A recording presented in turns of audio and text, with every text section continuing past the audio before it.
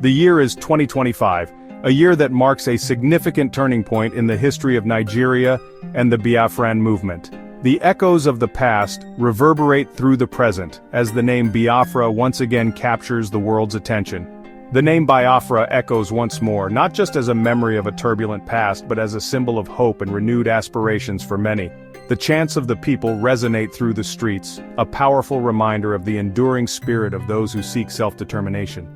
A ghost of conflicts past, now a whisper of renewed aspirations. The Nigerian Civil War, which once tore the nation apart, is a distant memory, yet its impact lingers.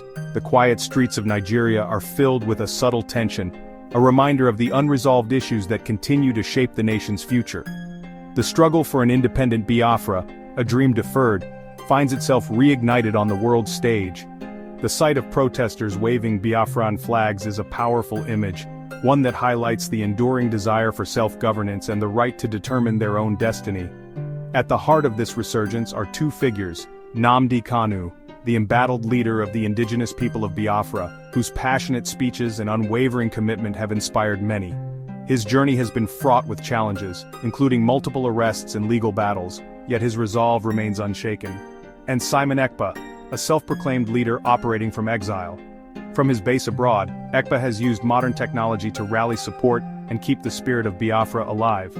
His efforts have not gone unnoticed, as he continues to be a prominent voice in the movement. Their stories, though separate, are intricately woven into the fabric of Biafra's latest chapter. Together, they represent the dual approach of the movement, one fighting within the system, the other from outside, both striving for the same goal. One fights within the legal confines of the Nigerian justice system, navigating the complexities of the law to advocate for Biafra's cause. The courtroom battles are intense, each hearing a step towards a larger goal. While the other rallies support from afar, his voice amplified by the reach of social media. Through posts, videos, and live streams, he connects with supporters around the world, spreading the message of Biafra far and wide. The world watches as the Nigerian government grapples with this resurgence, caught between upholding its sovereignty and addressing the grievances of a people yearning for self-determination. The government's response is critical, as it seeks to maintain order while acknowledging the legitimate concerns of its citizens. Caught between upholding its sovereignty and addressing the grievances of a people yearning for self-determination. The clashes between protesters and police are a stark reminder of the tensions that exist and the need for a peaceful resolution. The international community too finds itself drawn into the narrative, forced to confront the complexities of a movement that sparks both empathy and apprehension. Global leaders and organizations are watching closely, aware that their actions and statements could influence the outcome, forced to confront the complexities of a movement that sparks both empathy and apprehension. The world is divided, with some supporting the Biafran cause, while others caution against the potential for further conflict. The stakes are high, the path ahead uncertain, as the struggle for Biafra enters a new and defining era. The future of Biafra hangs in the balance, with each action and decision shaping the course of history. As the struggle for Biafra enters a new and defining era, the dawn of a new chapter brings with it hope and determination, as the people of Biafra continue their quest for self-determination and a brighter future. Nnamdi Kanu, the leader of the indigenous people of Biafra, remains a central figure in the fight for Biafran autonomy. His influence extends beyond the borders of Nigeria, capturing the attention of international human rights organizations and global media. Kanu's unwavering stance on Biafran independence has made him both a hero to his supporters and a controversial figure to his detractors. His legal battles continue to grip the nation, raising questions about justice, fairness, and the right to self-determination. The courtroom has become a battleground where the ideals of freedom and the rule of law clash.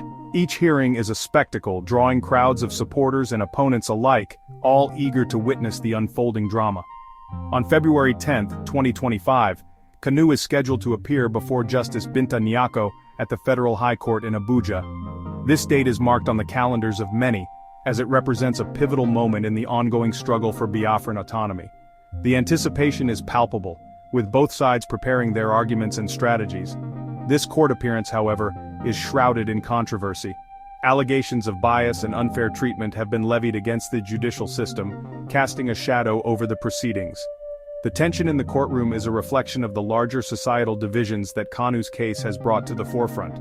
Kanu's legal team, led by Aloy Ejimakor, has submitted a request to transfer the case to the southeast region of Nigeria.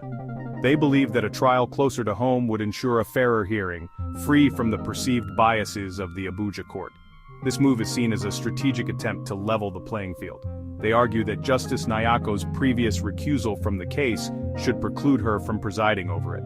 The legal team is adamant that her involvement could compromise the integrity of the trial. This argument has sparked a debate about judicial impartiality and the proper conduct of legal proceedings.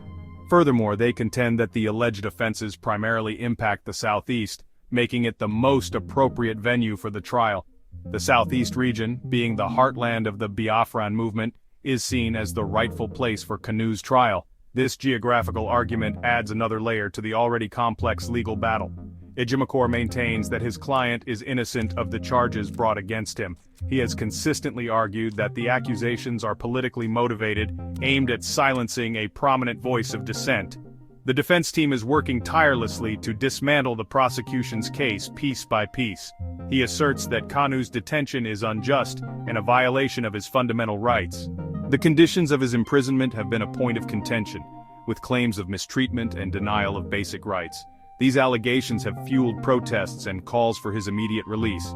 The lawyers' pleas for fairness resonate with Kanu's supporters, who see the legal proceedings as a means to silence their leader and quell the movement for Biafran independence. The rallies and demonstrations are a testament to the deep-seated desire for self-determination and justice. As the court date approaches, the world watches closely, waiting to see how this chapter in the Biafran struggle will unfold. While Nnamdi Kanu fights his legal battles within Nigeria, his influence and the cause he champions have not been confined to the borders of the country. The struggle for Biafra has found a new voice in the diaspora, echoing the sentiments of many who feel marginalized and unheard. Simon Ekpa, a self-proclaimed leader of a Biafra faction, has emerged as a vocal figure from exile in Finland. His rise to prominence has been marked by his unwavering commitment to the Biafran cause, often positioning himself as a successor to Kanu's leadership.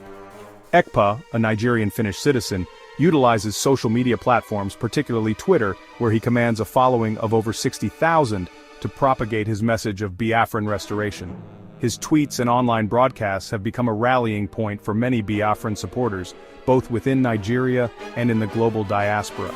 His pronouncements often call for boycotts of elections in Nigeria, demanding the release of Nnamdi Kanu as a precondition for participation. These calls for boycotts are not just political statements but are seen as acts of defiance against what he and his followers perceive as an unjust system.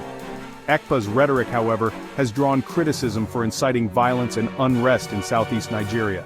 His detractors argue that his calls for action have led to real-world consequences, including clashes between protesters and security forces, resulting in loss of life and property. His actions have not gone unnoticed by authorities. The Nigerian government has been closely monitoring his activities both online and offline, as they view him as a significant threat to national security. In March 2024, the Nigerian army declared Ekpe wanted on charges of terrorism, violent extremism, and secessionist threats.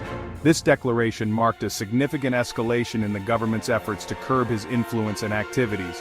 His online activities led to an arrest by Finnish detectives in November 2024, accusing him of inciting violence in southeast Nigeria. The arrest was a coordinated effort between Nigerian and Finnish authorities, highlighting the international dimensions of his actions.